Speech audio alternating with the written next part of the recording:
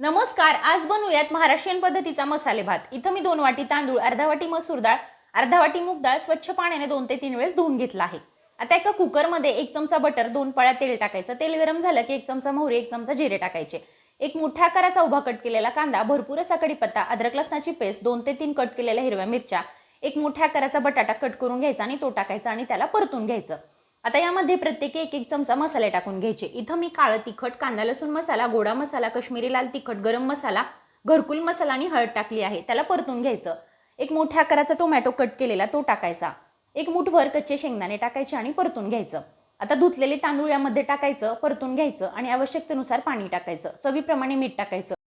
भरपूर अशी हिरवी चिरलेली कोथिंबीर टाकायची. कुकरचं झाकण बंद करायचं आणि गॅसच्या मीडियम फ्लेमवर 2 ते 3 शिट्ट्या करायच्या. आपला मसाले भात खाण्यासाठी तयार आहे. रेसिपी जर तुम्हाला आवडली असेल तर लाईक करा, शेअर करा आणि चॅनलला नक्की सबस्क्राईब करा. नमस्कार.